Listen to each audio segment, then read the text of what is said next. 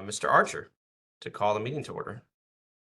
Morning. I'd like to call our St. Louis County Workforce Investment Board meeting for April the 5th, 2024 to order this morning and remind everyone that the meeting will be recorded. May we take roll, please? Good morning, yes.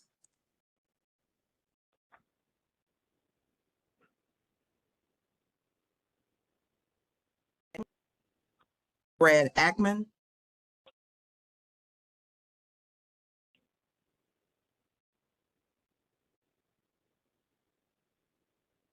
I thought I saw him on. Brad Ackman. Jason Archer. Present. Caroline Battles. Caroline Battles. Jim Barrett. Jim Barrett. Jerry Bowles. Jerry Bowles.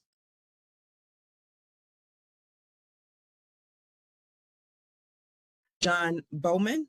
Mavis, Yes, just to clarify, Jerry Bowles is present. I don't know if you heard her. Okay, perfect. I didn't hear her. So Jerry Bowles is present. John Bowman. John Bowman. Brian Karp. Brian Karp. Phyllis Ellison. Present. John Gall. John Gall.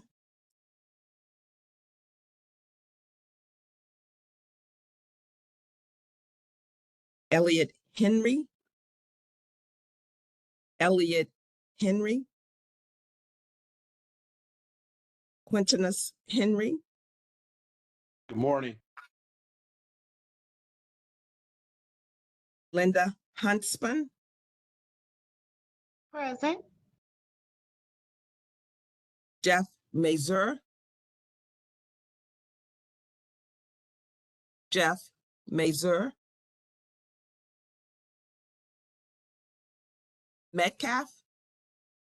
I'm here. Good morning. Morning. Lydia Mitchell. Morning. Present. Gwen Mizell. Gwen Mizell. Mary Moriarty. Good morning. I'm here. Morning. Rob Morrison. Rob Morrison. Vanessa Parker Lewis. Vanessa Parker Lewis. Reginald Scott. Good morning. Present. Morning.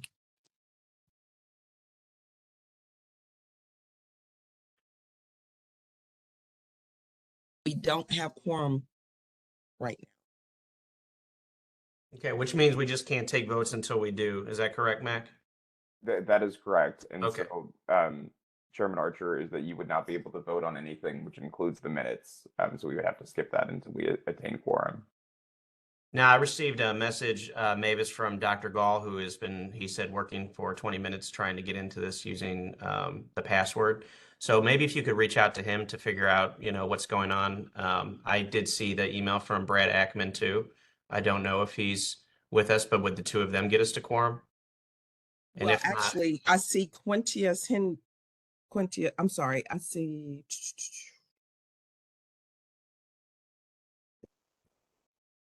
No, yeah, those two would get us because we're right now at 9. I'm sorry.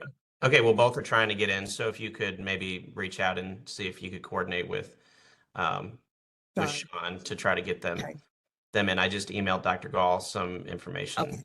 as Okay. well.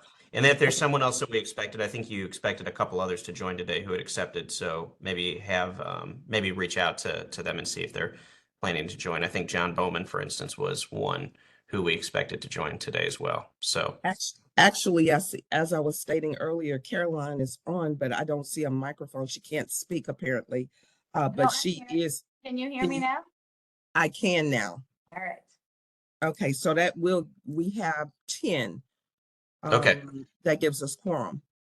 okay, could you still, yeah, but please do still reach out for those others that we're expecting to join. But thank you, Mavis. No Appreciate it. worries. Thank And you. with that, I'll turn it over back to our chair. We'll just skip for the moment the approval of the minutes and go straight to you, Mr. Chair, to then turn it over to our Director of Human Services for any comments. Yes, thank you. I'd like to hand it over to our Mr. Director. Good morning. Good morning, members. I apologize. I have to stand in for the executive office at a special event this morning. So I will be pulling away shortly. I want to say, though, in my position, I am throughout this region and almost to the letter in terms of our members. I heard nothing but it's my opportunity to say, and also they serve on St. Louis County's Workforce Board. So have a great weekend. See you all soon. Same to you. Take care. Thank you, Mr. Director. Board chair remarks are next. I really don't have a lot except to always thank everyone for taking their time out of their schedule to log into these meetings and participate. I appreciate it. Those that we assist in the community appreciate it. And I just want to recognize that. Thank you very much this morning. So how are we doing on our quorum? I see that Mr. Bowman has joined us. I think John Gall is still out, but I thought Mavis said that with Caroline Battles that we're at quorum. So, but I wasn't, again, at the time, we weren't counting Mr. Bowman as well, who appears to be with us. I saw his picture and I see. I'm okay. present. Yes. Okay. And then Mavis, I don't know if Howard was counted towards quorum, but as he had to leave to attend the executive event, that he would not be counting towards quorum now if he was indeed in the count originally. Mac, he is not counted toward quorum. Perfect. Thank you. You're welcome. Okay, so we're good to go, Mavis, with voting on the minutes, is what you're saying?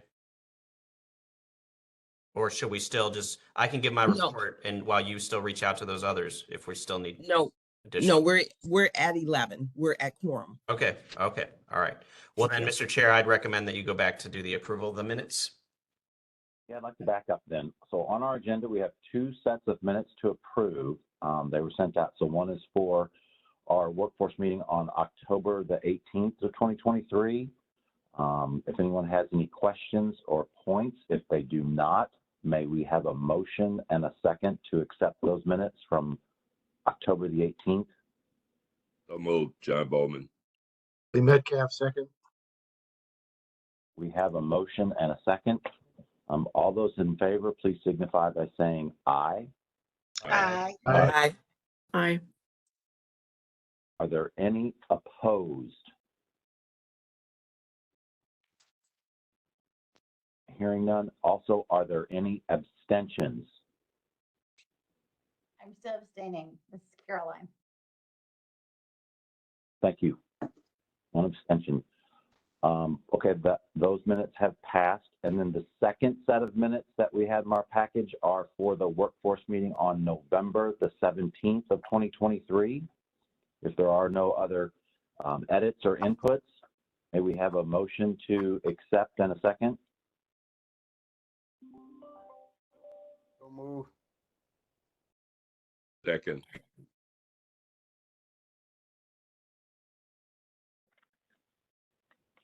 All right, we have a motion and a second to accept the minutes from November the 17th.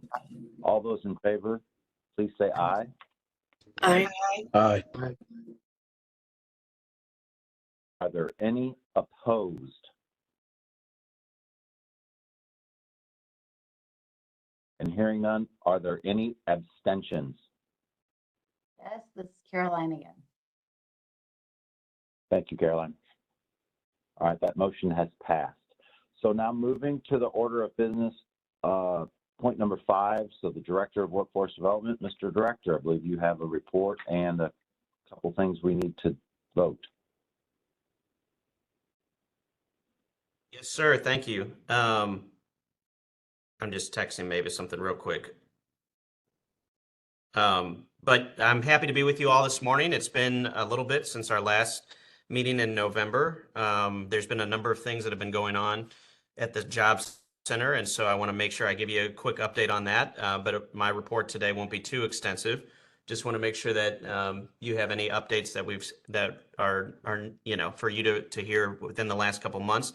And then we do have a few voting items that we'll take during this period. So first, I'm sorry that you can't see me, that I would like to always at least be visible on these meetings, but we're having some issues with WebEx this morning. It wasn't picking up my visual, so it was just displaying this camera, this gray camera. So we'll figure out how to get that fixed. But I would say that I think it would be great, and I'm just putting this out there, if for our May meeting we could all get together in person. I know we haven't done that since 2020, but to the extent that we could have the meeting in person, I think that would be a good opportunity for us to all come together again, to see each other and to interact. So I'll leave that there for now, and we'll look to when we're planning that meeting.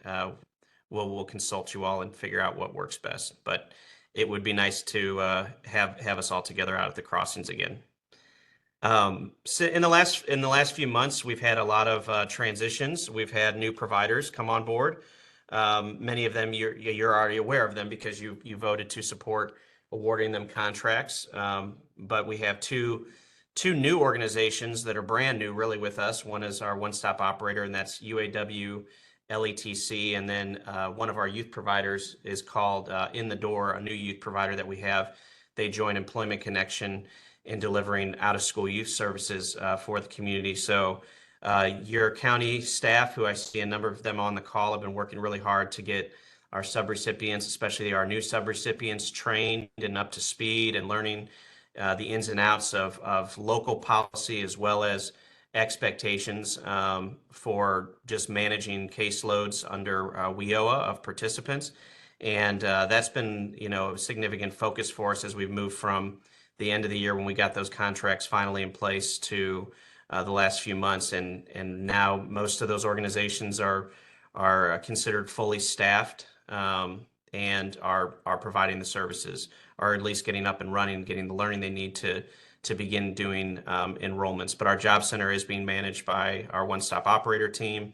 And on that note, I wanted to notify the board too that we've had some changes in our space over at the crossing. So if you haven't been out to the job center in a while, it'll look a little different. And when you come back again, it's been made. The decision was made by St. Louis County to bring more departments into the crossings location overall, not just our job center, but the government building out at the crossings. And so that has then caused some shifts and moves of other teams that had been previously working in this space. And so we're bringing parts of our Department of Human Services into the job center. They'll be occupying one of the two sides that we have as part of our resource center.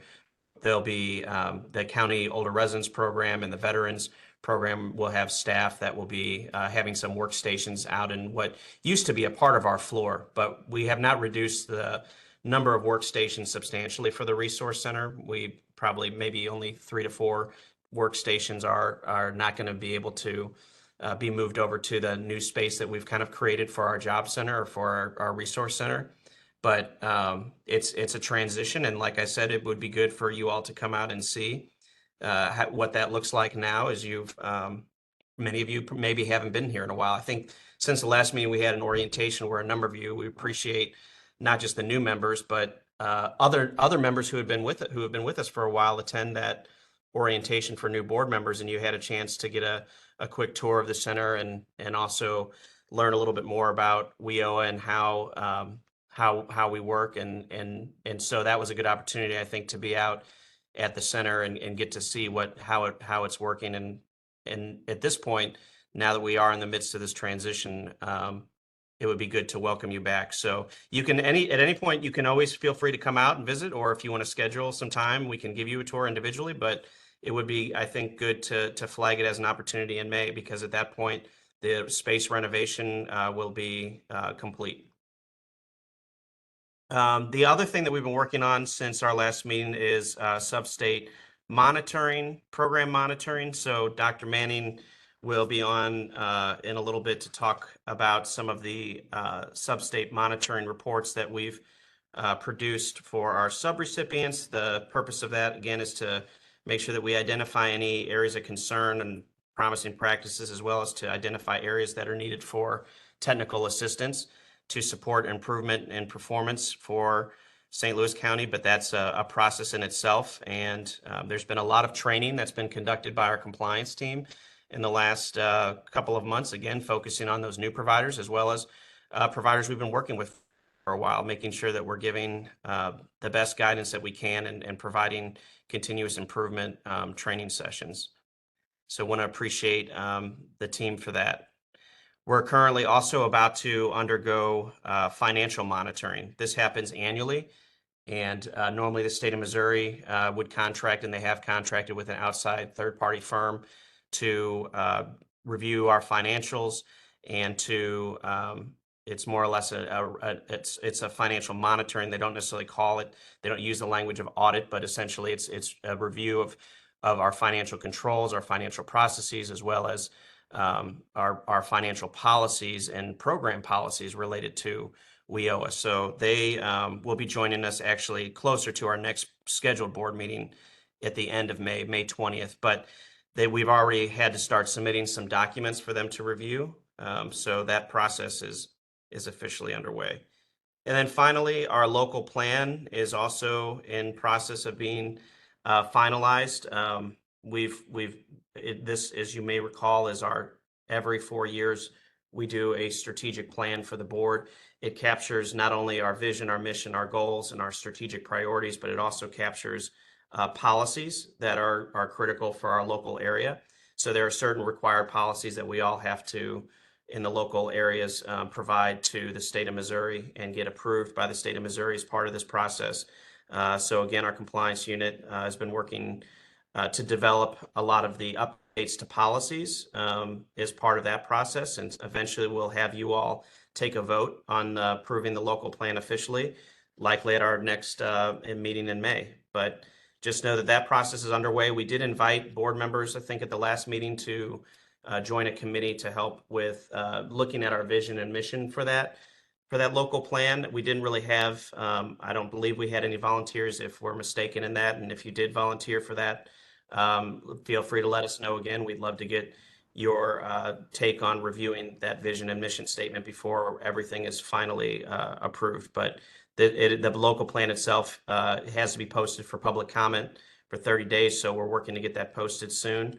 And then again, we'll have you all review and approve it at the May meeting. So in terms of updates, as hopefully you hear there's quite a bit going on, and I'll be open for any questions momentarily before we look at taking votes. Any questions on those updates that I provided?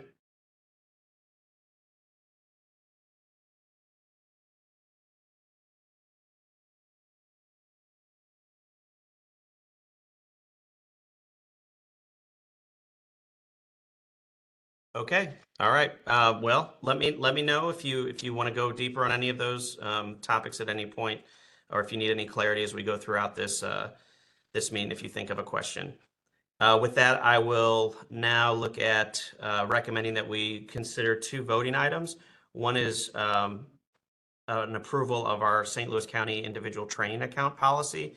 You should have been able to see that policy as a link in your board agenda. And then we also have our workforce development board and committee meeting calendar that we haven't voted on because we rescheduled the February meeting this year. So this is our annual calendar that we'll approve for the remainder of the year. And that is also, again, viewable in your agenda. But I think, Dr. Manning, if you're with us, which I think you are, saw your name, if you could maybe give us just a quick overview of what was maybe changed or modified about our individual training account policy for the board members, just so that they know what we're voting on. And I think our vote is to essentially approve the revisions that have been made to that policy, but clarify that if there's something else that we need them to vote on. Good morning, everyone.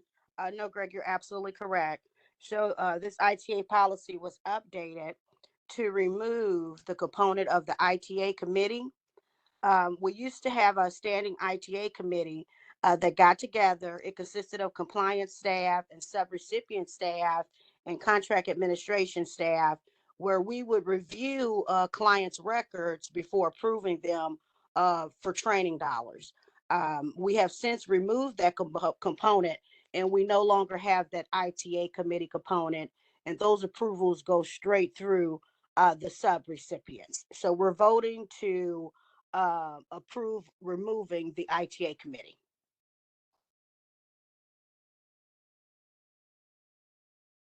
And could you remind the board again, Dr. Manning, what an ITA is, just for those who may be still a little bit new and getting familiar with that terminology, what we're really talking about here? Yes, the ITA is an individual training account. So when clients come in and they request funds to go into occupational training classes or programs, ITAs are the dollars, or what the dollars are labeled as. So they're individual training accounts for each client that goes into one of the approved St. Louis County training programs. And what we've essentially done is removed the ITA committee component, where we don't have that committee that approves them anymore. That's at the behest of the subrecipient, which is EDSI. And the decision was made, let me give a little more background. Okay, the decision was made to remove this committee by recommendation of OWD.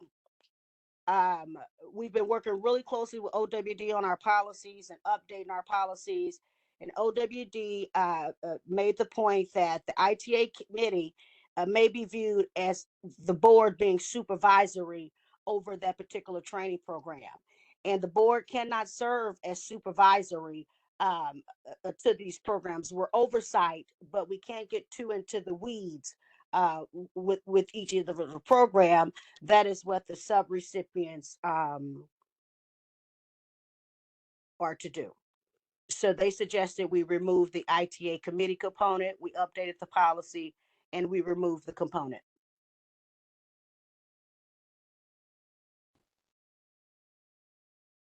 Yeah, and I'll just add that this is something that was noted at a summit that was held last year. Other boards have been encouraged to make sure that they're not serving in a programmatic or supervisory role, as Dr. Manning mentioned.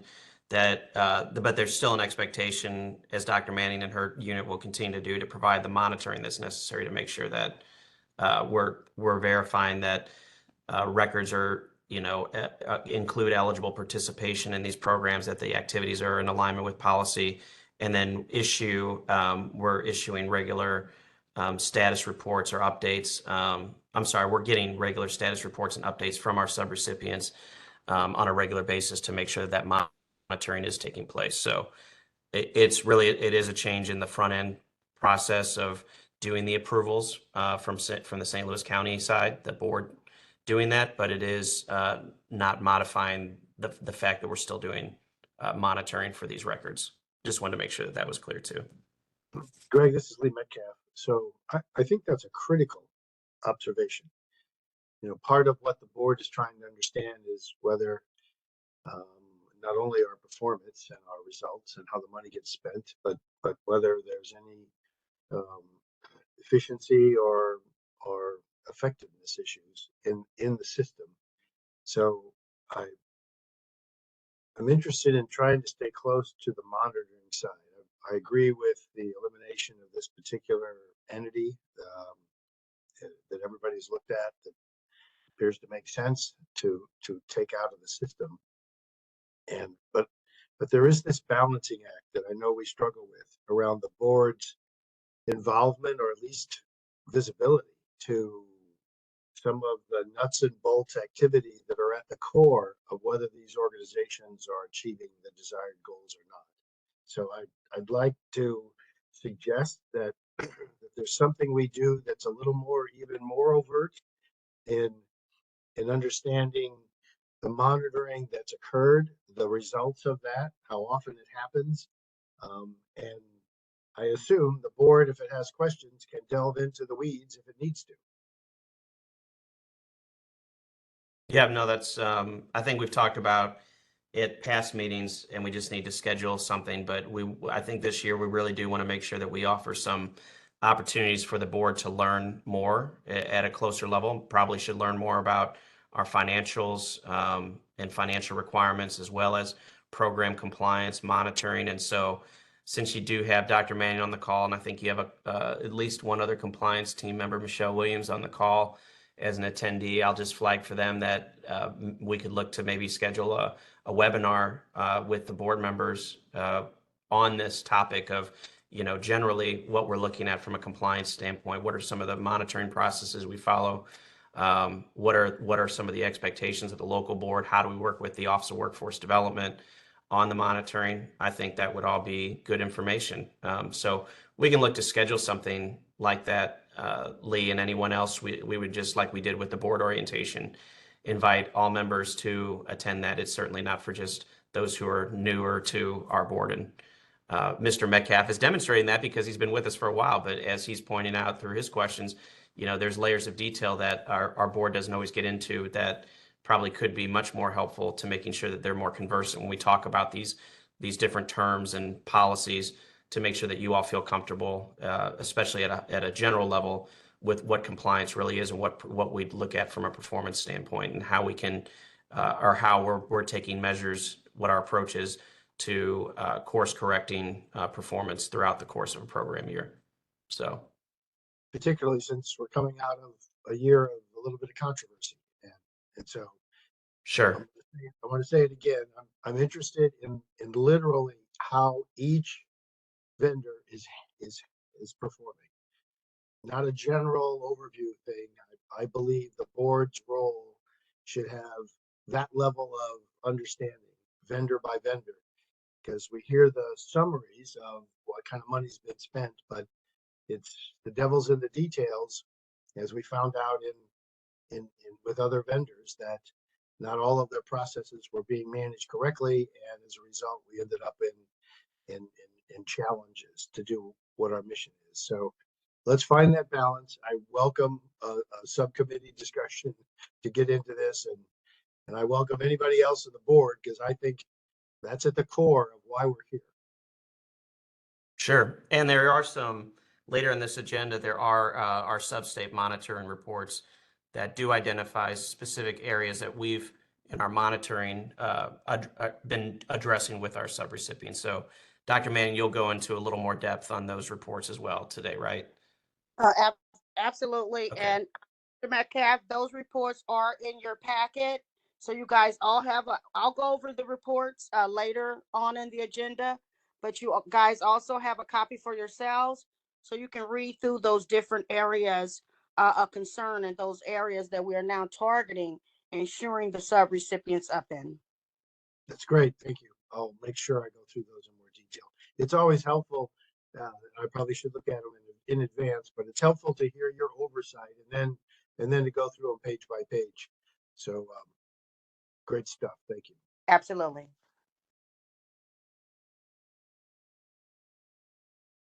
Any other questions for Dr. Manning on the recommendation to approve the revisions to the St. Louis County ITA policy?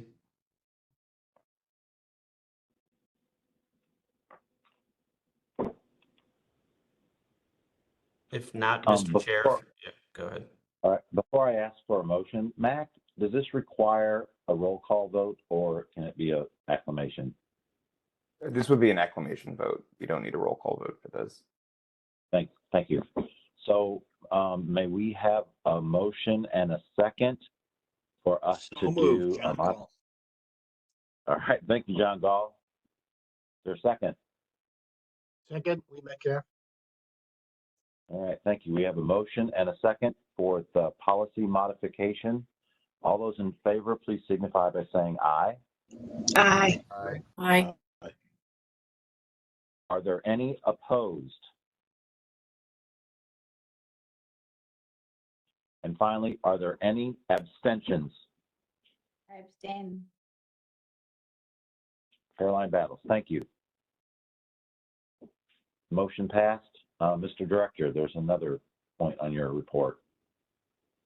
Yes, the approval of the calendar for the year. So you also should have that in your board meeting prep materials. It's linked in the agenda. But looking at scheduling, our next meetings on May 31st, August 30th, November 22nd of 2024 at 8 a.m. And then we do have our Executive Finance Committee meetings scheduled as well for May 3rd, August 2nd, November 1st, and at 8 a.m. And then our Youth Council meetings on May 2nd, August 1st, and November 7th at 8 a.m. So we're just looking to get the board to approve the calendar for the year. Any objections to those dates or to the times on Greg. this? Yes. This is Mavis. I had gotten an email yesterday from Michelle Williams, and this was after it had been posted to the agenda and to the website, that the time that I think beginning time for the youth is 10 o'clock instead of 8 o'clock, and all of them says 8 on that. So I just wanted to let you know that before a vote goes forth. Yep. So that was a mistake. Matt, can we recommend that if we take a vote on this, that we modify the time to 10 o'clock when we publish the approved calendar? Or Yes, you can, Greg. okay, so do we need to do anything in the motion that would modify what we have existing written, which is Yeah, so the motion would be for adopting the calendar with the modifications specifically for the youth section, that noting that the time is at 10 a.m. for the start time, not 8 a.m. as stated. Okay, thank you, Michelle Williams, for the clarity on that, and Mavis for the follow-up. Any other questions or concerns about the meeting calendar?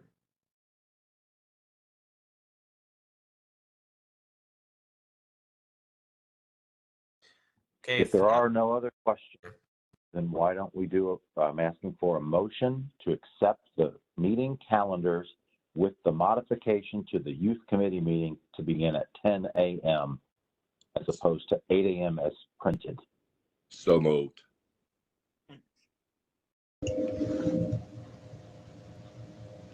Second, this is Phyllis. Thank you. I have a motion and a second. All those in favor of accepting calendar? Aye. Aye. Are there any opposed? And finally, are there any abstentions? Yes, please. Thank you, Caroline. Okay, the motion has passed. Thank you. Next order of business is our financial report. Yes. So our financial report, again, is in your board packet. Essentially, if you're looking at that, if you pull it up from your agenda, you'll maybe I should just try to pull it up here. Actually, let me see if that works before we get into the weeds of it. Give me 1 second.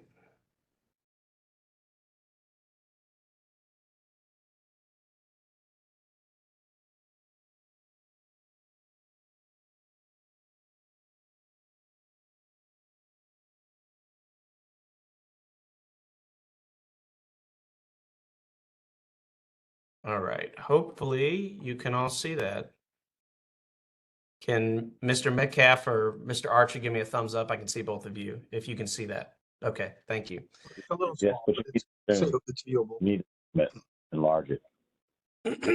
Yeah, let me see if I could do that. Hold on 1 second. And each individual can also zoom in themselves if they're on the computer. Above it, there should be a little icon that has a number percentage and a plus and minus. You can use that, and you individually can zoom in and out of what Greg is presenting.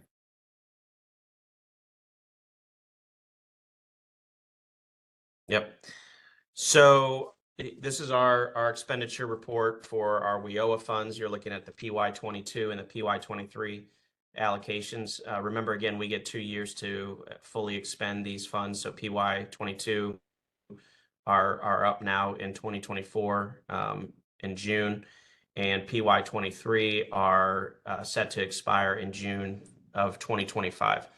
So as you'll see, we've fully expended our adult program funds for PY22. We're close with our dislocated worker funds by the expiration period. And we are in our youth program, not really meeting expenditure rates that we would want at the moment. And like I said, we have 2 out-of-school youth providers at the moment in the doors, still getting their staff trained. And so they're not enrolling participants currently. I don't believe they've enrolled any participants yet, but as they start to enroll participants, we would expect that some of those expenditures related to those enrollments and work experience and other programs would increase that youth spending. I'm also aware, and I don't know if Mavis is still with us, but that we do have a number of invoices that we've processed in the last couple weeks. Quite a few, actually. I think a number of them were related to the youth program, and so we're going to expect that in the next 3 months that that those invoices combined with program implementation on the part of In the Door, and we're working with Employment Connection to improve their enrollments and their performance overall and their spending as well. With those efforts, that we can push to get to that full utilization of those funds. It's not common that we would not spend our funds by the deadline for the WIOA allocation.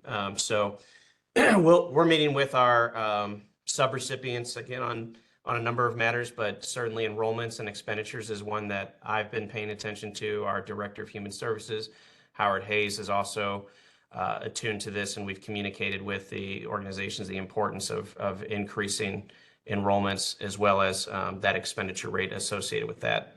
One thing that I also didn't mention in my report was that we're pushing our subrecipients to our youth subrecipients, I should say, working to support them and pushing them to focus on summer employment opportunities for youth. We're getting ready to wrap up the school year for many young people and looking at the summer as an opportunity to get them enrolled in work experience programs. And so we're working to try to support and helping with generating leads for those subcontractors, as well as spreading the word with some of our partners in the community about opportunities to refer youth into our programs. But again, we're working through a number of kind of performance improvement measures with the organizations simultaneously while we're working to do that as well.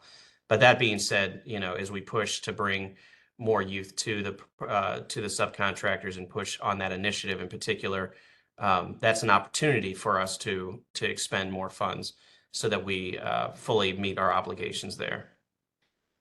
And then you see in the PY23 funds that there's very few expenditures at the moment, just because we're working to expend our PY22 funds first. And in fact, we might need to even make an adjustment to this, because we should see that those percentages we'd first be finishing our PY22 funds before we started to really tap into our PY23 funds.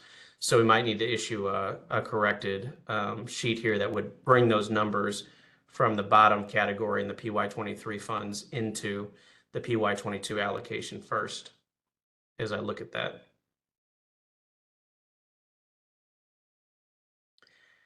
Any questions about expenditures for the WIOA programs? Well, Greg, this is Lee again. I guess, is there some place I can go that helps me understand, for example, sticking with youth, for example, that's our most vulnerable area, and you're doing remediation to help the vendors engage. You're actually doing recruiting. I don't know if that's part of their job or whether that's our job or it's a combo job of whatever we're paying them for. But in in terms of the 662,000 expended, where can I go that help me understand how many youth does that include? How many different individuals was that money spread to? And how many more individuals have to be found to use up the other half of that, much less the other 90% of PY23?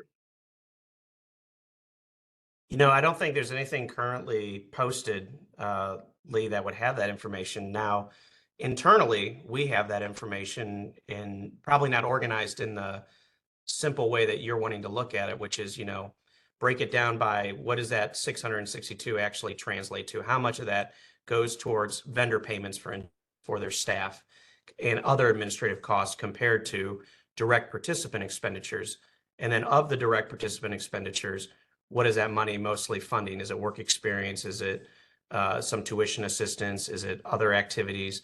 So I'm not aware, and I don't think anybody, Dr. Manning, we're not tracking that to your knowledge, or Mavis.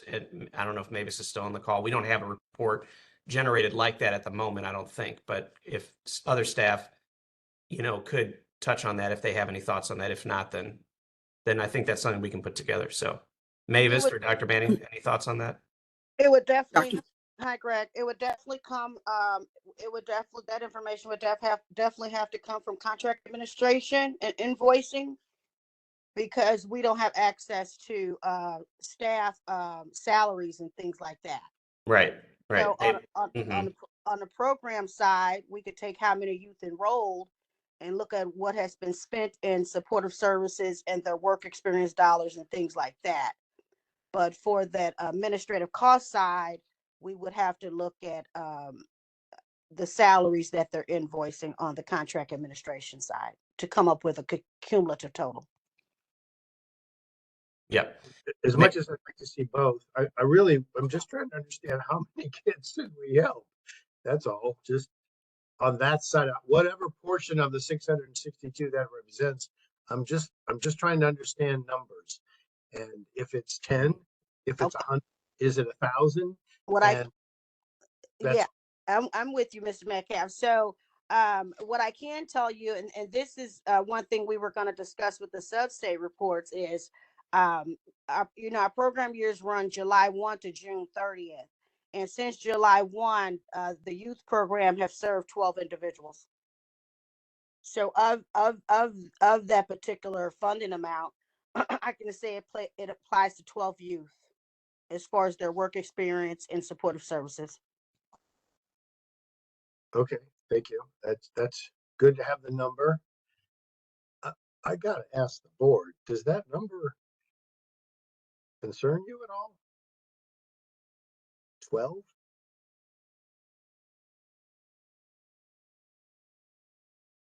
Maybe it's just me. This is Phyllis. I agree with you, Lee. That seems like a really small number given the dollar amount. And I understand that covers overhead and funds for the organization.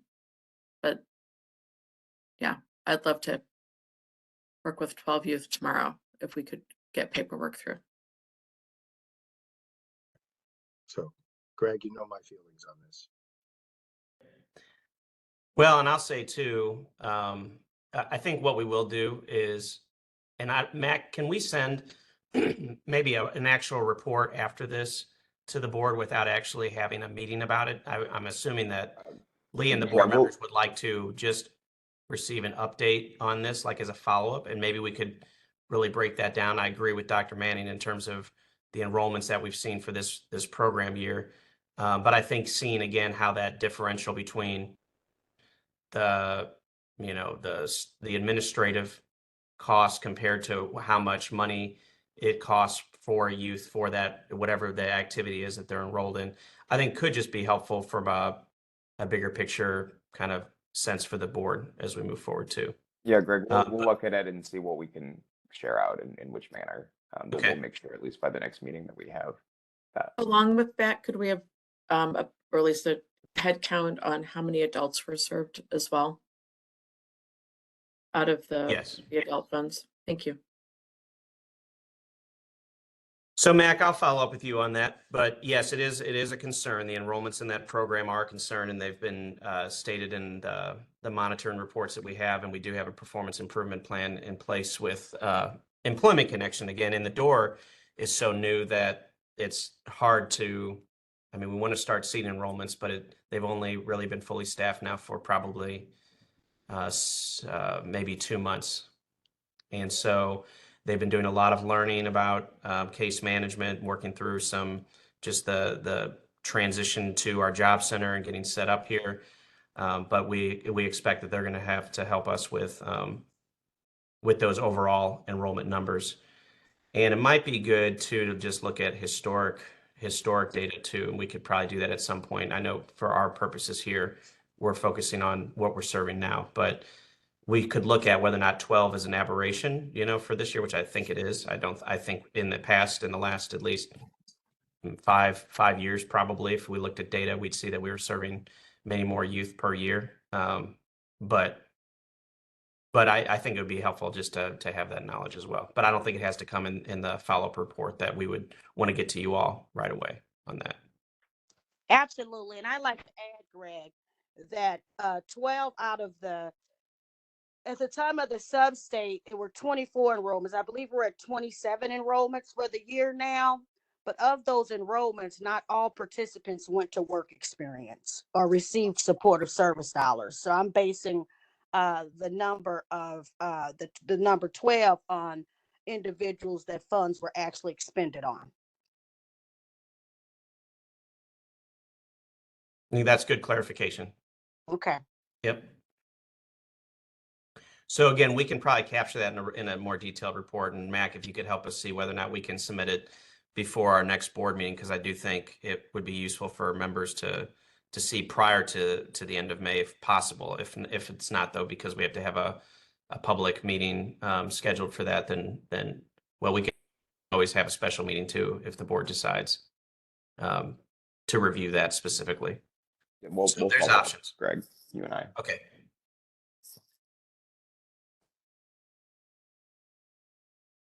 Okay. Any other discussion or comments on this? Hi, Greg. This is Mavis. I'm still here. I'll be here until about 9:30. Okay.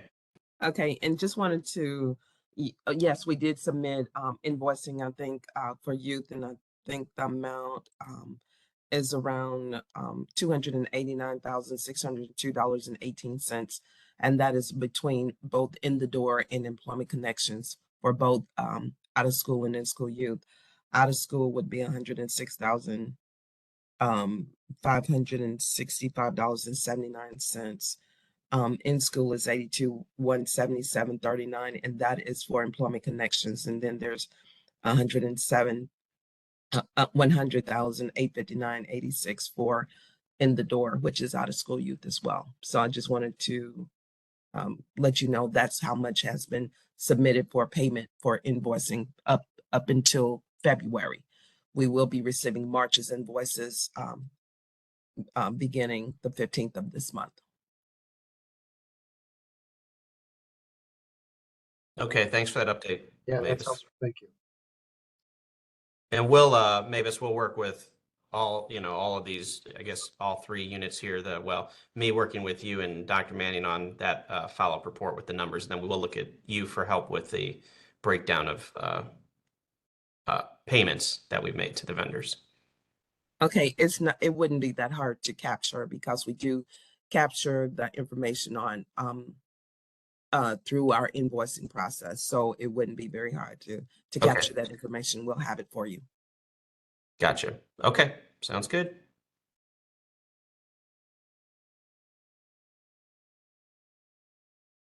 All right.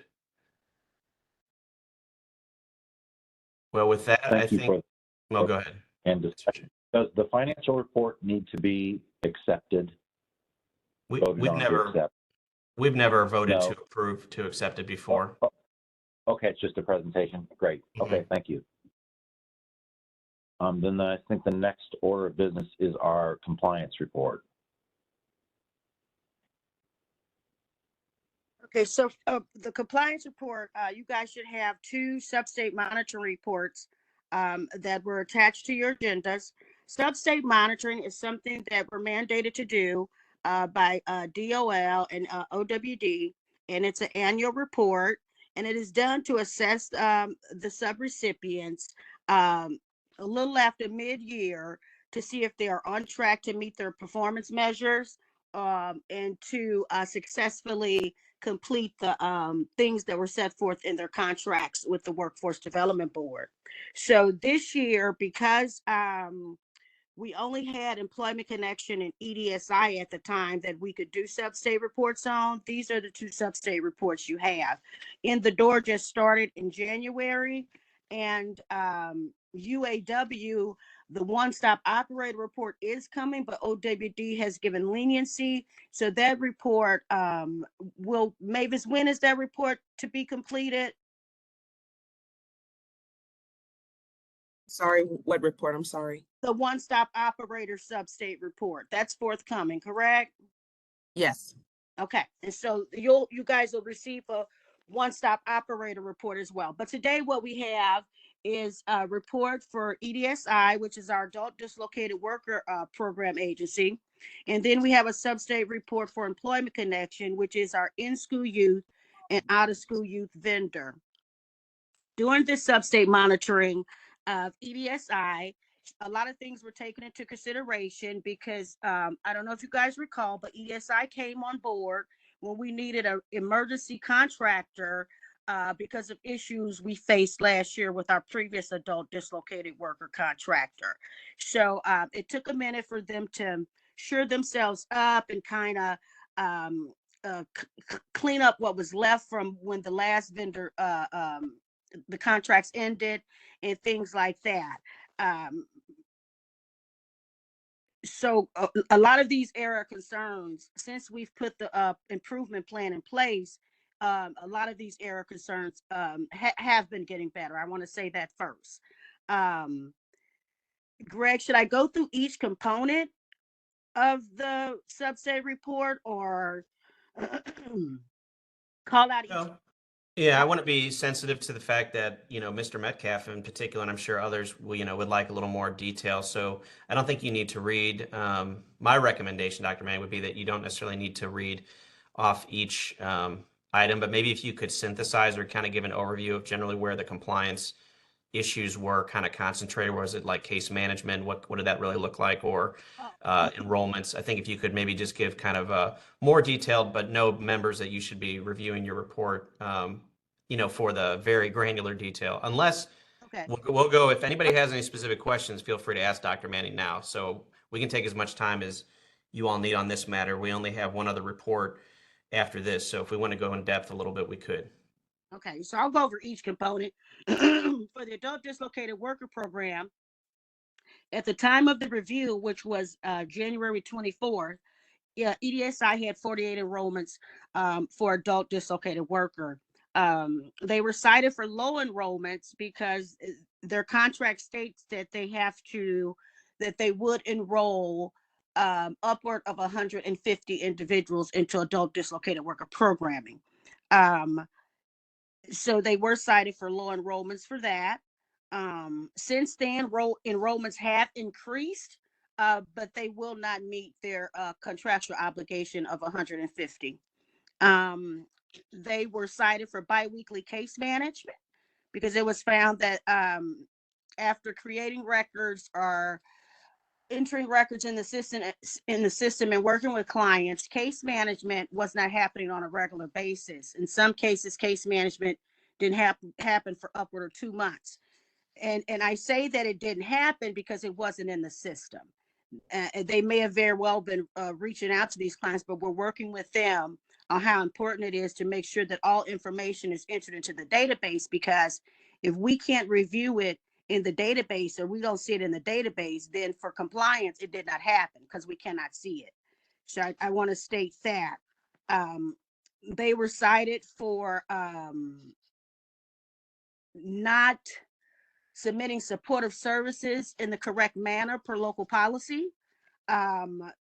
They have to, we use a reimbursement service for all our services. We reimburse. The subrecipients pay for work experience, they pay for supportive services, things like that. They then submit invoices to St. Louis County, and then we reimburse for the money they've already spent. So for this particular situation with these supportive services, they were giving supportive services, but they were not submitting the approval form they needed for reimbursement. They have since started doing that as part of their performance improvement plan, and that has improved. Trying to see if any. The other things are technical things that deal with case management, activity code errors, a lot of change requests to change records because of case management errors, closing clients' employment plans incorrectly, not uploading paperwork into the system. The state database now has a component where all files, all paperwork, all financial documents related to the clients and what we've paid out must be uploaded into the state database. And that wasn't happening on a regular basis the way it's supposed to. Since we've put the performance improvement plan in place, that has gotten better as well. And then on your report, you will see credential and measurable skills gains that weren't being reported. We just recently on Wednesday, along with the state of Missouri, we had a training on measurable skills gain to offer technical assistance in assisting them in their knowledge of what actually is a skills gain, when it should be recorded, and things like that. And I'm hopeful that training resonated and that that particular area of concern will get better as well.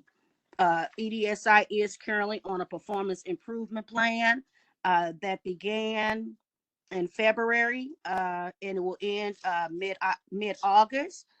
So by September, we will be able to, and even in between then, we assess along the way for successful completion or non-successful completion. But I am hopeful that EDSI will be able to complete it successfully because, like I said, since we've implemented the performance improvement plan, we receive weekly case management reports.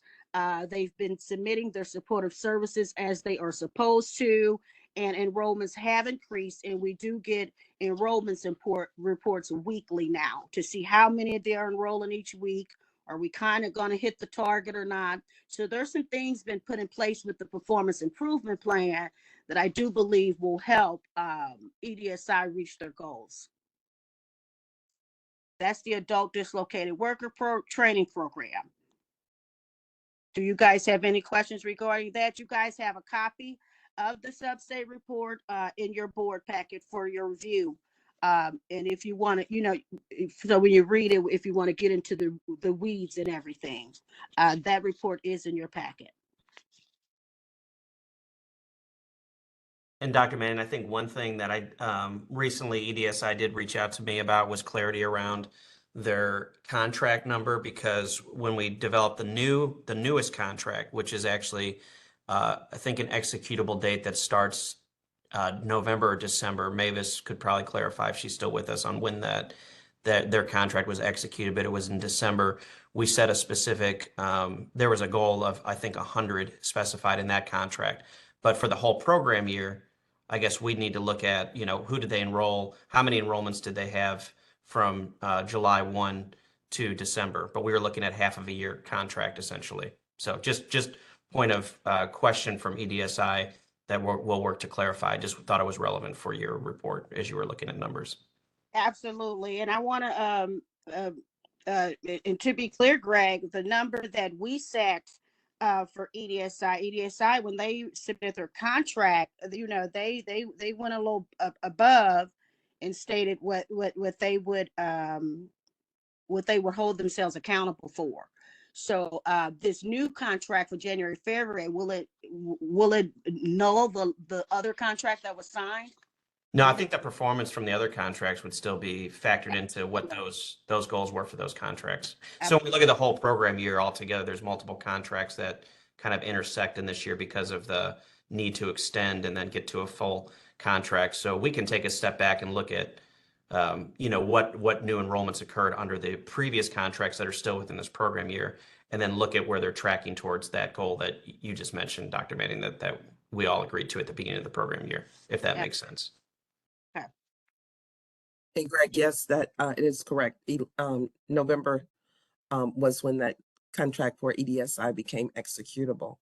And just to follow up with you, Dr. Manning, with the one-stop operator, the forms that the local plan, the form that she is referencing, I sent out email to all board members stating out there was gonna be a DocuSign or Adobe sign document that would follow. Unfortunately, we have had a migration with our and we have a new platform, and we don't have the capacity right now to be able to send that. That's why it had not been sent to you guys. So what is going to have to happen is that we're going to have to do it the old-fashioned way, and we're going to have to I will have to send that document to each one of you individually, and then once you return it to me, I would send it to the next person so that we can obtain those signatures, because all signatures will has to be on that one particular form. Any question?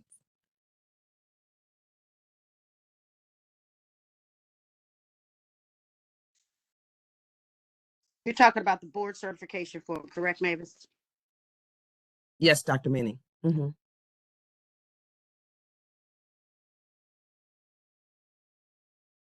Okay, if there's no more questions, I'll go on to the in-school, out-of-school youth sub-state monitoring. This was for Employment Connection.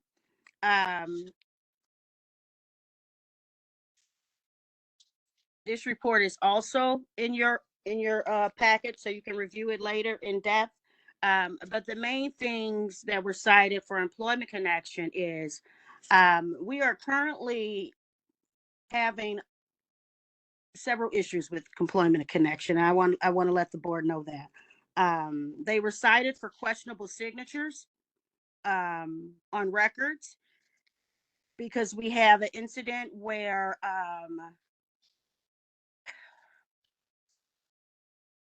well, it's in the report still, but we have an incident where a case manager was signing signatures for participants that should not have been. So they were called out for these questionable signatures. That case manager has since been let go by Employment Connection. And they do have to write a corrective action for that. I'll have more information regarding that once we receive that corrective action from Employment Connection, but we have not received it yet. They were cited for excessive change requests due to the number of changes that have to be made to records that they enter. And that's a specific area of concern, because they have low enrollments.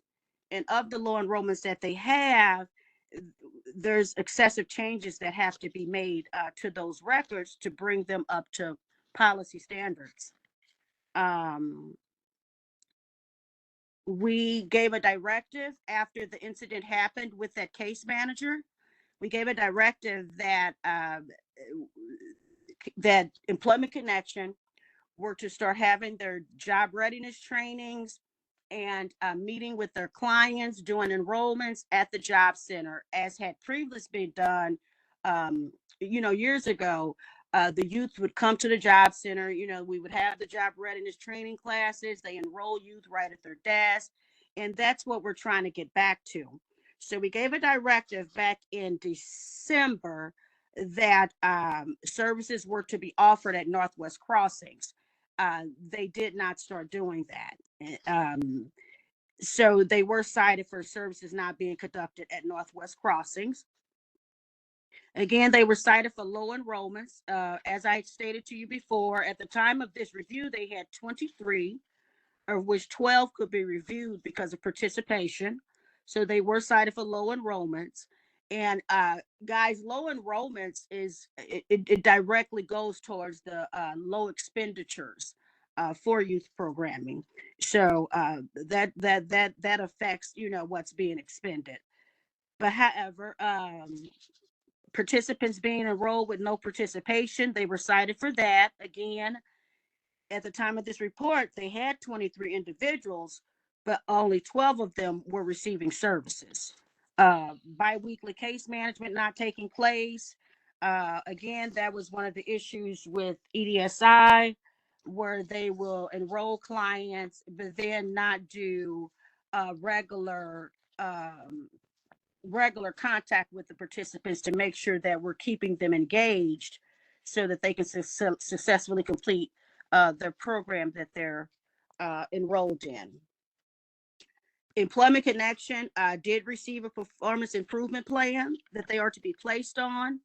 In your report, you will see that it says that the performance improvement plan was due to start March 1st. It has not. They have not submitted the corrective action plans to us that we need so that this performance improvement plan can go forward. So we're still awaiting the corrective action plans for this performance improvement plan, and I'll be able to give you an update at a later date once those are received. Does anyone have any questions?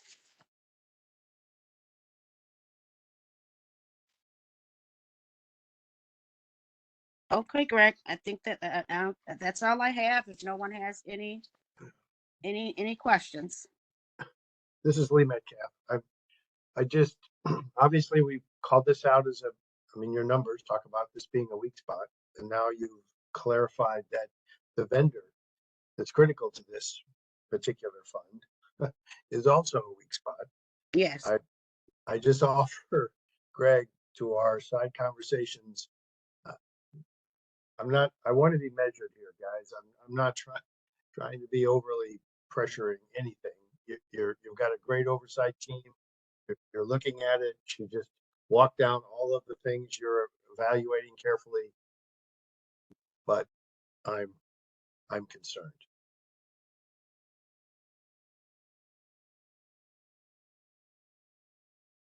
Nope, completely understand. And certainly want to invite others on the call too to share any thoughts or concerns they have in reaction to the performance. I will say that I've been having multiple meetings with leadership at the organization about the issues that have been identified about the need to get their corrective action plan established. And so I'm actually meeting this afternoon with them as well, Lee. So, you know, we have a point in time, and I think, you know, as we all look at performance more closely, we have the option to look at renewals, extensions of contracts, and that period will be coming up, you know, in May. So I would say when we come up to the point where we have our next board meeting, we can do a status update on how these organizations have improved their performance, where they stand based on the data, and then look at what decisions we need to make. One of the things that caught my ear in an earlier comment was the efforts to support recruiting. I don't know if it's for this particular organization or for all of them, but I wonder what we're paying them for as they're searching the countryside. You happen to know I've tried to help with that recruiting and been not so impressed around how it was handled. But I'm just curious to better understand. And I again think this is the Achilles heel of this particular fund, that we have a lot of money on the table, and it's worthy of additional help to them and to you. Mm-hmm. If there's something we could be doing.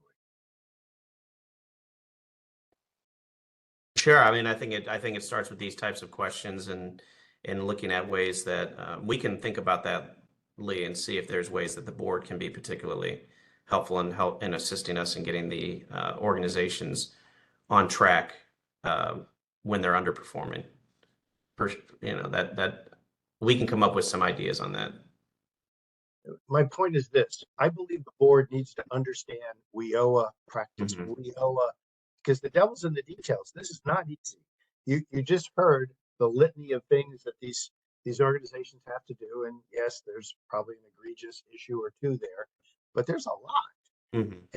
And having walked through an example in greater detail than I ever thought I needed, but it was enlightening to actually see what these organizations have to do to find, qualify, and put to work these young folks. Mhm. It's simple.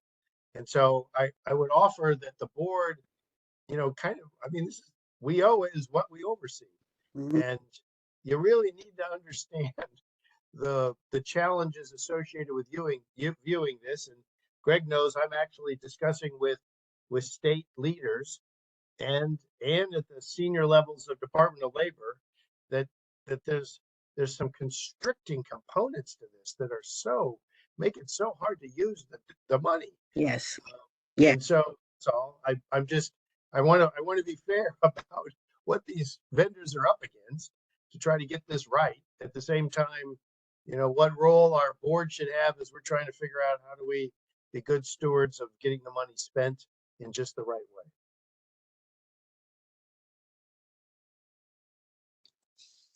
Sorry, there's no action. Absolutely. No.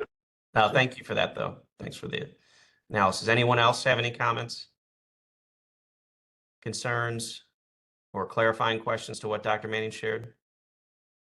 No, I just like to say thank you to Mr. Metcalf though for that follow up, because he's absolutely correct.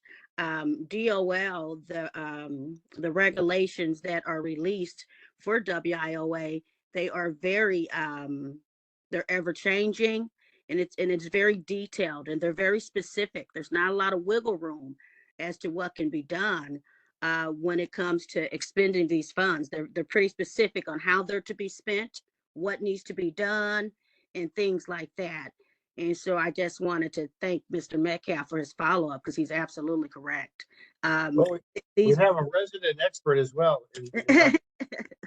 So I don't mean to cut you off, but I think we've got some amazing people in this board Yes. that we need to maybe team a little bit tighter with, because you guys have a tough job and you have to work through these vendors. And there's a lot of money on the table. There's a lot of more money coming down the pike. Yeah. And so, John, I'd love to talk with you a little bit more. I'm working on a meeting with John Ladd at the top of the food chain here at DOL in May, and we're running up into what's called the National Youth Apprenticeship Week, and there's some interesting venues that are happening. Cortex has just taken on a new role in MoTech, and so I would offer that I don't want to get us out of our lane, but at the same time, we can be a force to address policy and processes. Absolutely. And so I would just offer that should be on the table as well as things we think about.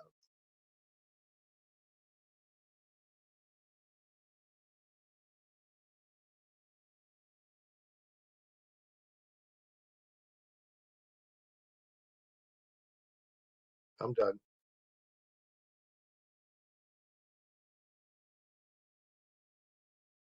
All right. Well, Thank you for that. Oh, Is there anything?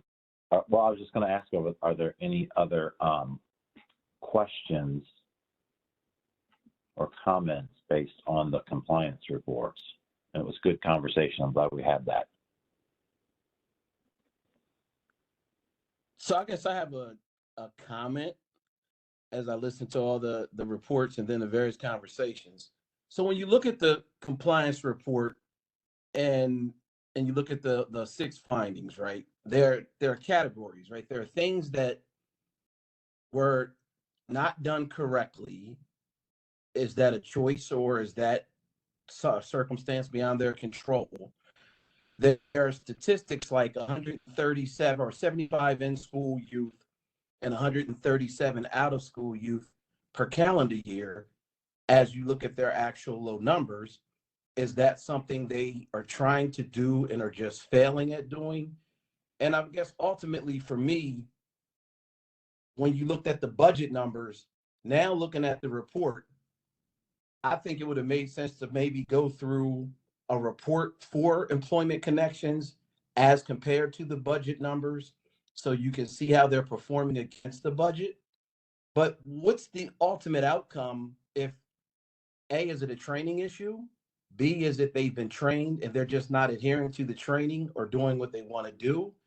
And C, if that's the case, then what are the consequences, right? Because when you look at like, United Way allocation committees, well, if they're not meeting certain programs or criteria per the program funded, then there are penalties that are assessed in terms of either the percentage of funding or they're eventually omitted from the program. So what ultimately happens with this based on this compliance report now? Greg, did you want to take this? No, go ahead. Offer your thoughts first, and then I'll add anything if there's anything more to add to what you share. Okay, Mr. Henry, that's the reason behind the performance improvement plan. Mm-hmm. That's the first step. When we identify issues, the subrecipients go on a performance improvement plan. We assess along the way. If the performance improvement plan is completed unsuccessfully, there are other steps that we can take moving forward. Whether it be you have things where you have to pause a contract, where we can pause and where they have to do in-house, or we have to go more in-depth with hands-on technical assistance before we let them continue to run the program and expend funds, or we could also cancel contracts. Okay. But the first step is this performance improvement plan that they have been placed on. Okay, so there's a whole kind of a remediation process that follows this. Okay. Yes. To your other question, you asked, is it a training problem? Is it they just do what they want problem? I think it may be a accumulation of a little bit of both. We offer technical assistance on a regular basis. And so what we're trying to assess within ourselves, because we have to look at ourselves as well, is different ways to offer training. We may need to, because we do trainings when we train their team, we get in there and we do group trainings and things like that. Mm-hmm. It may be a case where we have to go a step further and offer one-on-one training. Then you have to know they have staff turnovers. And WIOA is a detailed program. It's not one that you could just hire someone. They're going to pick up on it just like that. Know how to enroll them, know the regulations, know the policies. That's not the case. It takes time for new individuals that come on to learn WIOA, what's required and what they need to do. So it's an accumulation of several things. It's the reason for their lack of performance, I would like to say. But I would also like to say that we have to look at when it comes to staffing issues. Mm-hmm. Because it's we have without saying, sometimes it has to do with staffing as well. I'll say it like that, and okay. who is managing these programs as well, if that makes sense. It does. I don't want to place all of this on the case managers and frontline staff who are designated to do recruitment and enter these records and do this, because they answer to someone as well, right? So again, I think it's an accumulation of a few things with these reports. But again, like I said, I see EDSI improving, really improving with their performance improvement plan. More of my concern sits with our in-school youth, out-of-school youth program. If I just have to be honest with you all. Thank you.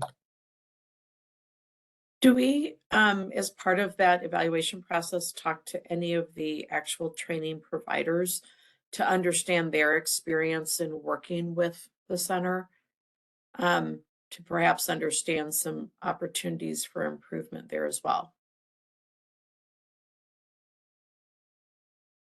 And I say that as a training provider who has been working for months to try and get content, information, and flyers, that sort of thing, into the site.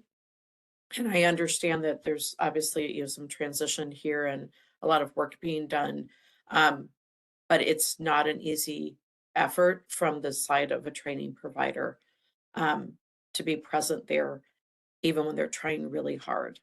I could count dozens of hours that it's taken to try and do this. And Ms. Ellison, what are you saying you've been trying to do?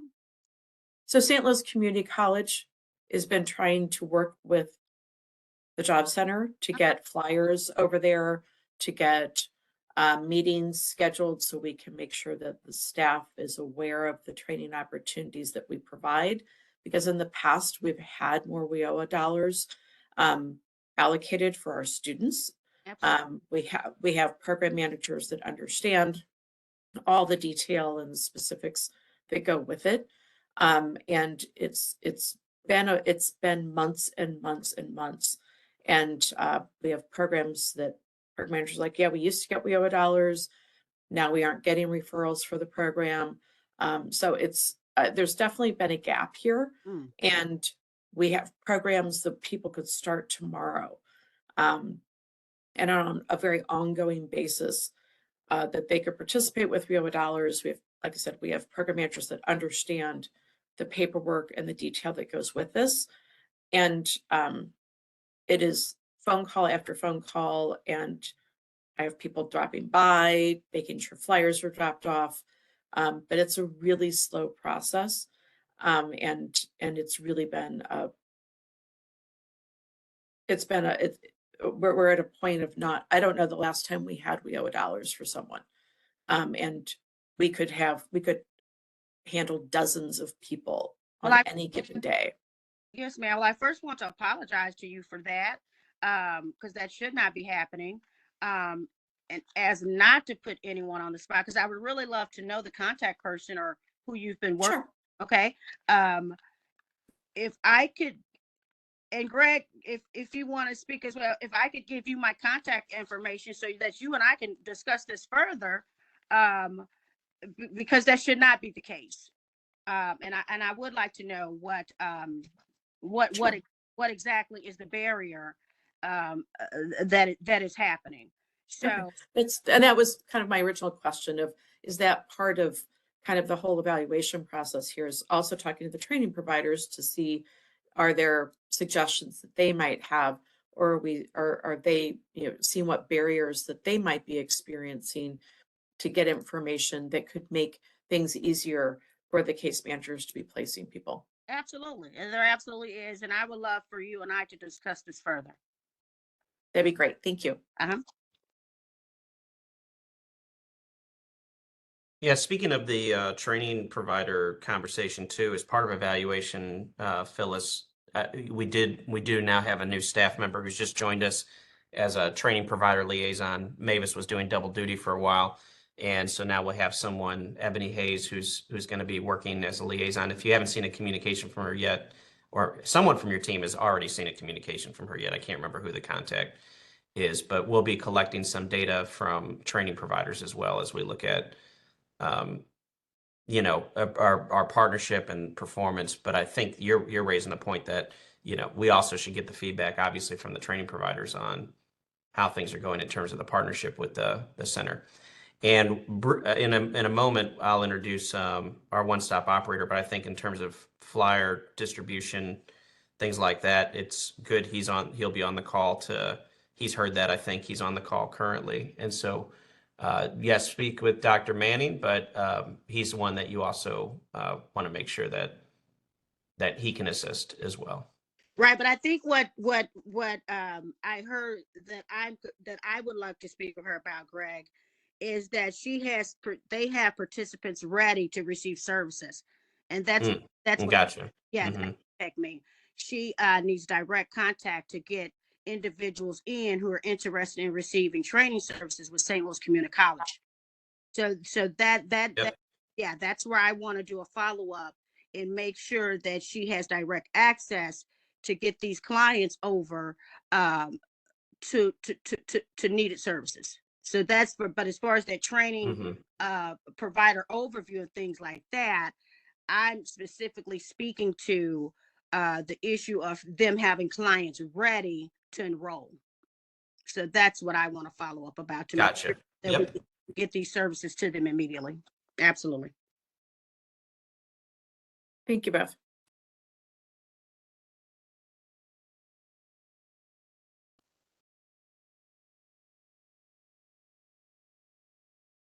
Okay, any other comments, questions? Thanks all for the dialogue on this.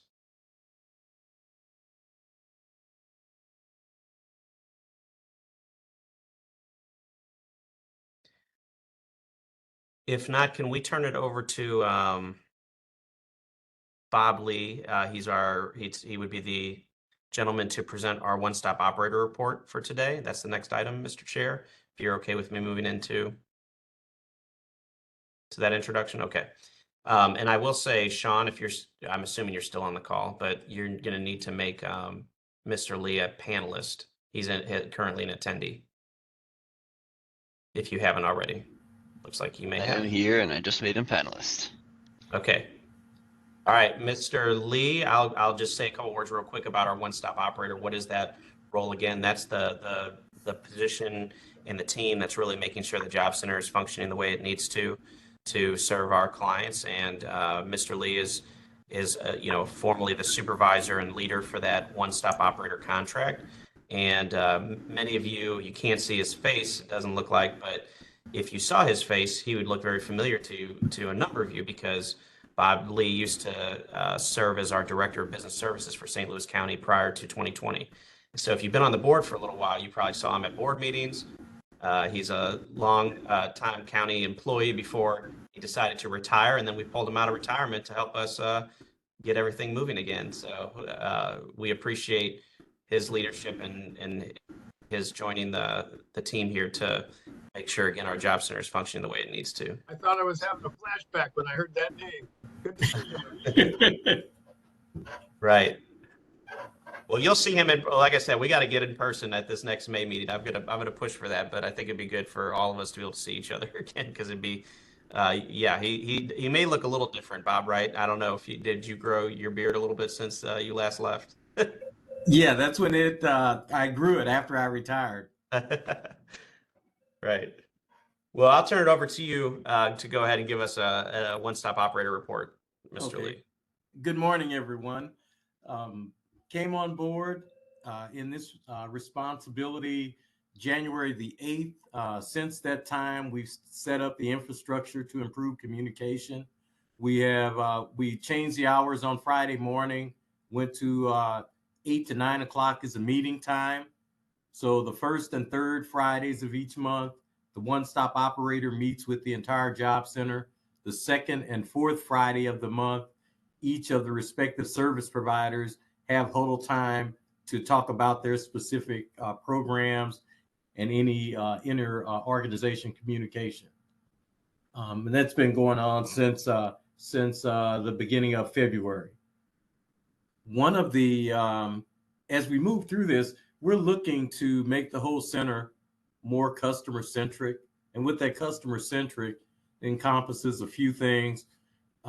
Some things as simple as a friendly greeting. When customers come in, they receive a friendly greeting. Cheerful assistance. I call it cheerful assistance. We all know how we've gone someplace and dealt with someone and made us feel like they didn't want to be there.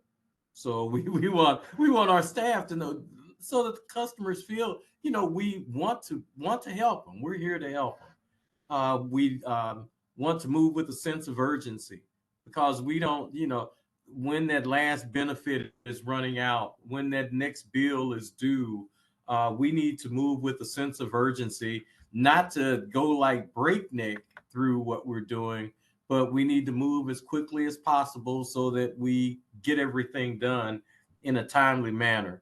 And along with that, getting things done in a timely manner and moving with a sense of urgency, we want to make the best use of the time that we spend with the customers. We want to cut down on those instances where we have to call them back or call them back in because something was overlooked or something wasn't in the file. We want to cut down on those instances. In going through that, you heard the information about how the performance is being monitored. Everything is moving. It's going to be data driven.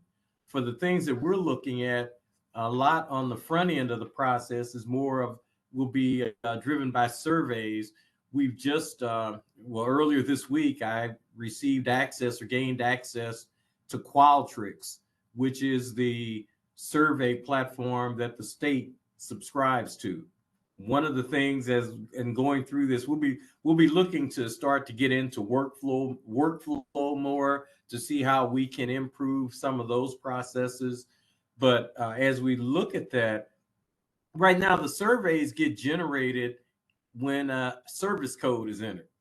So if someone comes in and say staff up front help someone with a resume or with a job search, they should be able to enter a service code, which in turn would generate a survey, which is an opportunity for us to get feedback on what we're doing.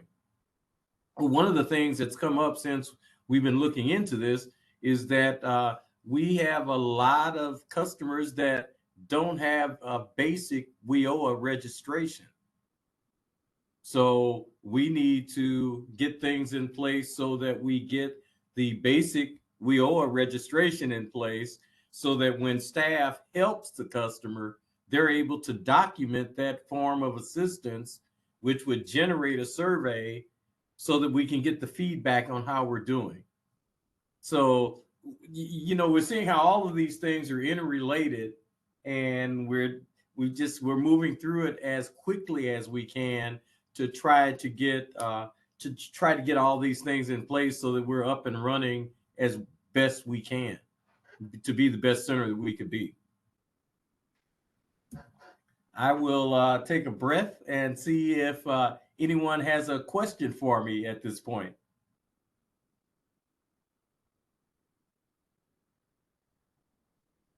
Hearing none, we're about to go through, we went through training with St. Louis County on some issues last week. We have the state coming in next week to start to work with us on Mo Jobs. So they're coming in so that our staff will get the training on Mo Jobs. They'll be able to enter the case notes with it whenever they need the case note a client, whenever they do a service, especially in the jobs area, where it's most likely a resume, where they've done a resume or they've helped with a job search. They're able to document that, because right now the center is not fully reflecting all of the business that we're doing. We're not getting all the customers. One of the other things that's come up that I've been looking at, January, February, we had about 1,000 in January, about 1,100 in February, people that came into the job center. We had about 26% of those people, the report said that they left without service. So it's like, that's not good. Looked into that, found out that if they stay in queue, they're not taken out of queue before midnight, they get dropped off, they don't get counted as coming in. The other part of that is that the state is aware that this is a problem. This evidently is something that's going on out in the network. So there is some other bigger issue than just people leaving people in queue. Because when we became aware of it in January, concerted effort in February, checking every day throughout the day, into the day, to make sure that there's no one left in queue to get dropped off at midnight. Didn't really make a difference. In March, the total number dropped. We dropped down to about 900, but we only had about 17% of the people left without service. So percentage wise, the number went down. We still can't attribute or account for what that represents. So the state is working on that.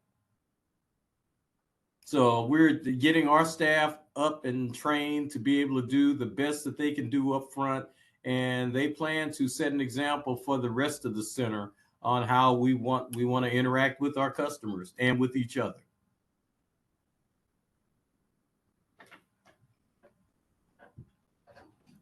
I think it's worth saying that's a lot, and it all sounds good.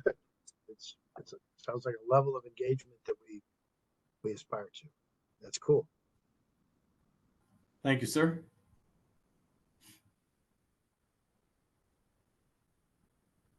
Well, that concludes my report, other than answering any questions anyone may have.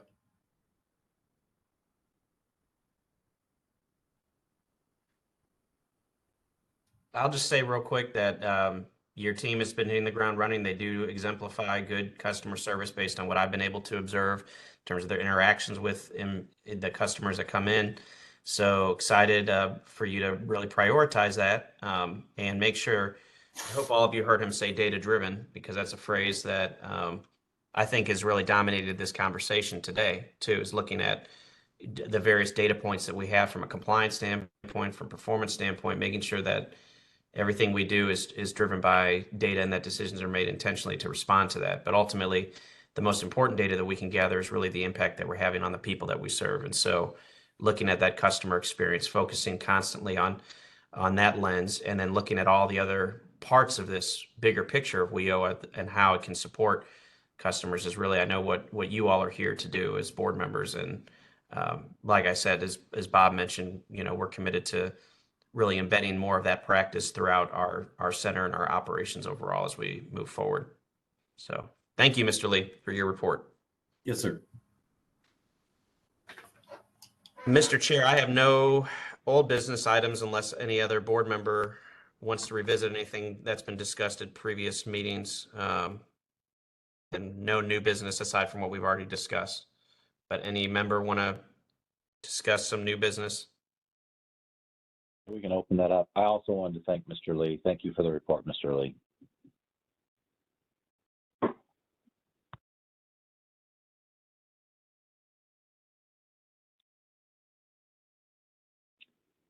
So I And don't hear actually, anyone bring up. yeah, Yeah. I'm sorry, go ahead. No, please.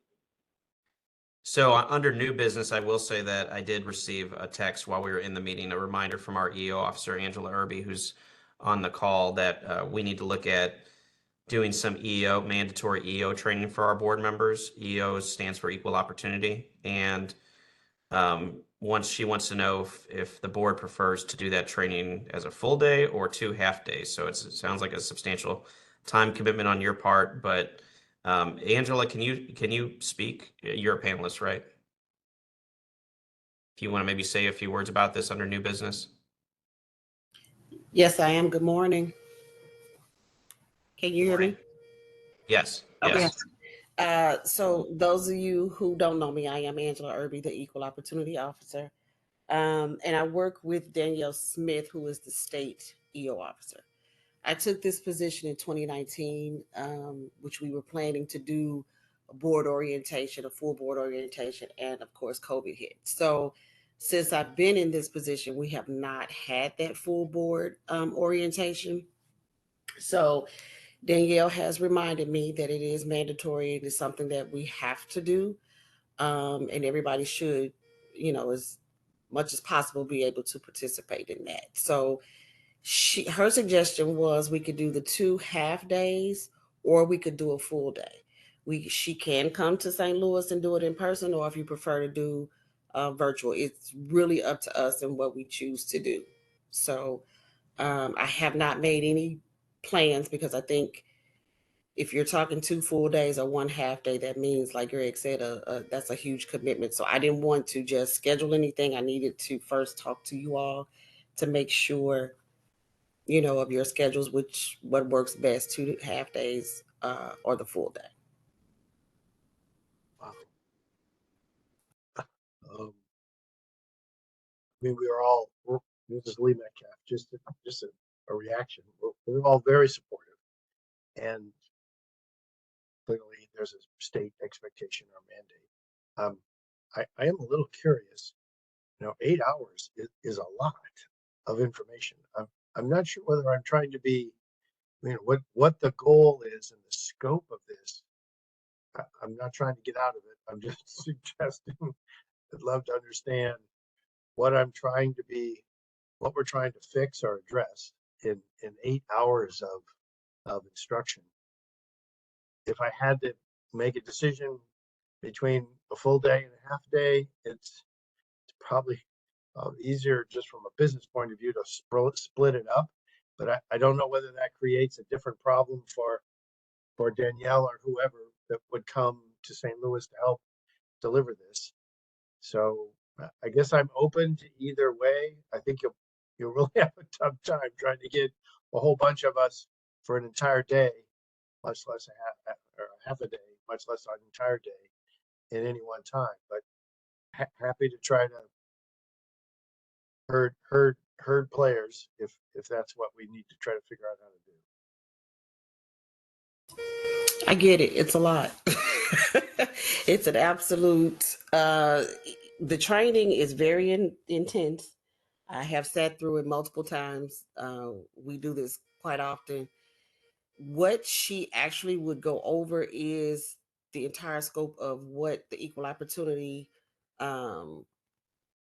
what we do, what we would cover, what our position entails under WIOA. And it is a lot. It changes constantly. There's always new regulations. There's always something that she is training us on as far as what our job duties entail. But it also affects the board. So I get it. Again, it's a lot, and I don't know. I don't know. Greg and I talked about it a couple times, and just to even put it out there for a full day would be a huge commitment. Even the 2 half days would be a huge commitment because we're all so busy. Everybody's very, very busy. So I do understand Is there a deadline we're up against to try to get this done? we need to do it as soon as possible because it has not been done in several years. She has not given me a deadline. So I think that, as soon as possible is more or less what we're looking for. Okay.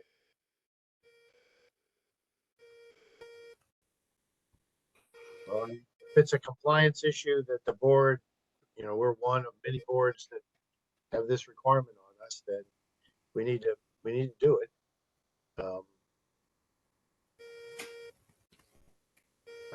Got a ton of questions about content, but we don't need to go into all that here. It is what it is. So, Jason, how do you want to try to help do this?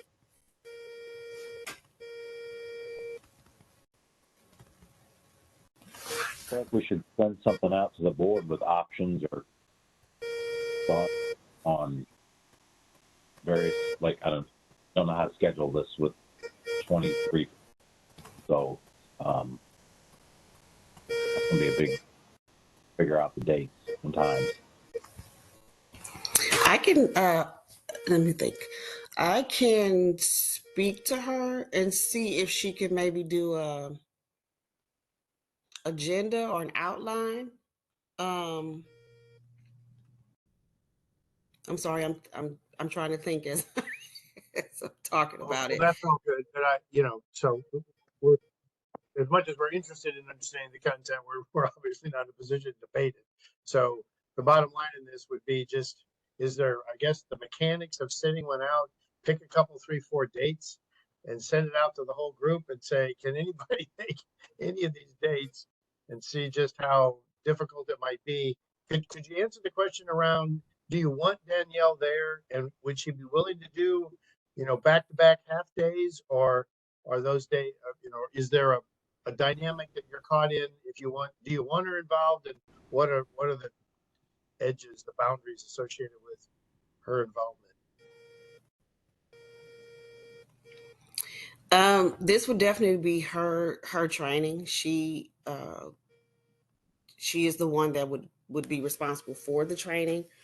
And again, she was the one that suggested the 2 half days or the full day. I think whether it's virtual or in person is also, I think if we're doing 2 half days, it would probably be better to do that virtual. I wouldn't want her to travel, to do 2 half days. I can make sure that we send something out to the board to get a feel for the dates and what would be best and how to work.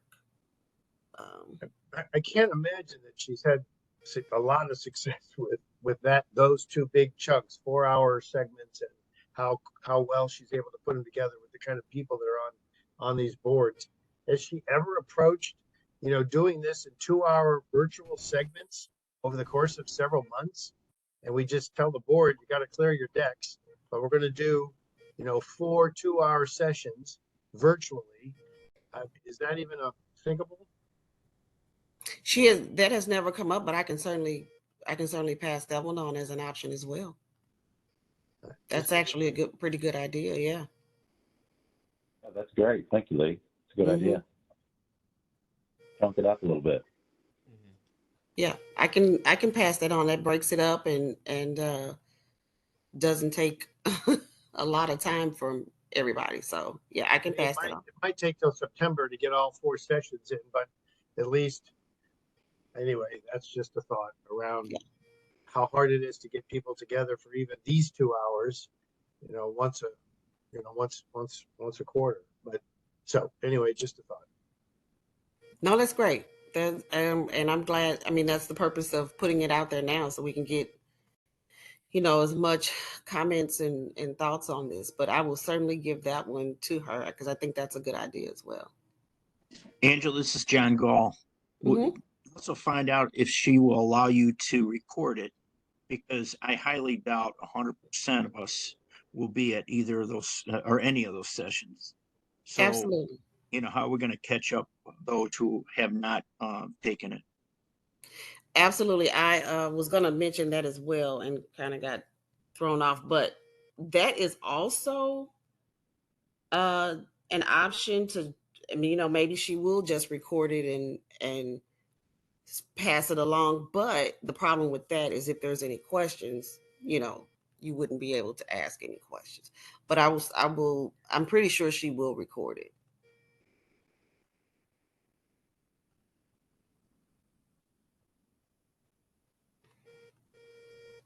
Anybody have any other questions? Okay. I will have a conversation with her. I'm actually meeting with her in a couple of hours. So I will mention the breakdown of, 2 hours, the sessions, and get back with you. Thank you. Thank you. Have a good Thank you, weekend. Thanks, Angela. Thanks I all just for had the one feedback, question for Angela, her. too. Yeah. Mary, did you have a question? Yeah. Is that equivalent to the one that the state employees already have to take already? I don't know how many state employees are on the call. Angela, do you know? The EO, it may be. I'm pretty sure they have sat through the EO orientation as well. Yes, because we have to do it basically every year. Yeah, we do. So I'm just Mhm. wondering if I've already done it or I'm already scheduled to do it this year. Do I need to do it twice? No, you would not need to do it twice. Okay.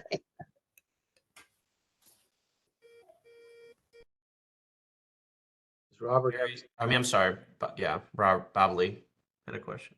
Sorry, were you getting that, Jason? It wasn't about EO, so I can wait a moment if Okay. Yeah, we feel like we've wrapped up the EO conversation. Looks like we have. Yeah, Bob. Okay, sorry. And thank you, Jason. I was on mute when you earlier. I wanted for our St. Louis Community College, wanted to mention that St. Louis Community College is scheduled to come into our one-stop meeting on April the 19th. They're one of the first outside organizations coming in to present to the One Stop Center. From a timing perspective, they were going out on spring break around the time when we first started looking to have them come in to speak to the office. So that part we had to wait for spring break to get back before they were scheduled to come in. So I did want to, because there was some question came up or there were some comments about the college and their contact with the job center. I think Phyllis, are you trying to say something? We can't hear you if you are. If I unmute, we're looking forward to that meeting. So it did take a while because we've got a pretty good sized team because we've got training in a lot of different areas. So we're looking forward to meeting with you guys in a couple of weeks. Very good. And hey, Bob, while we're on that topic, do we have the flyers now that from the college that we've? Oh yeah, Gala came out last week, and we have posters up and flyers up in the job center. Thank you. You're welcome. Okay. The only other item except for the adjournment is open discussion. I think we've had a lot of rich discussion today, but if anybody has in the next 5 minutes Any other discussion items that you want to put before the board? Feel free. Hi, Greg. Would you like to mention the training provider committee that Abney will be reaching out for the training provider selection committee? Sure. So there was originally, when I think the last meeting, we talked about a local plan and also the evaluation committee, training provider evaluation committee. I think a couple of you did reach out about that. We just, like I said, we're working to hire the person who's now leading that effort with our training providers. So if you are interested, that's really looking more at what are the metrics that we're using to evaluate the performance of training providers and meeting their contractual obligations as outlined in their ITA contracts, and also just looking at what things that we would like to start measuring as it relates to our training providers around outcomes as well. Look at how Bob shows up at the very end here. What did you just get your webcam working? Sorry, I got distracted. But I was going to say, Mavis, that is something that is still open to the board if you're interested in joining that committee.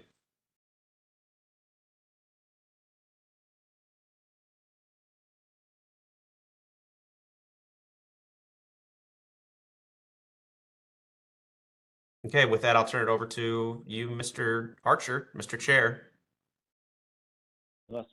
Bob, you got your hand up again, or you just didn't put it down? Bob Lee, you got more? Oh, you're good? Is there anything else to come before this board today?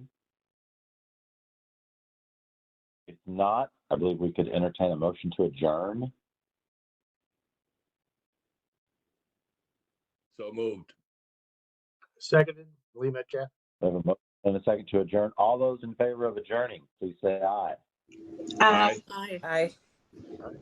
Any abstentions?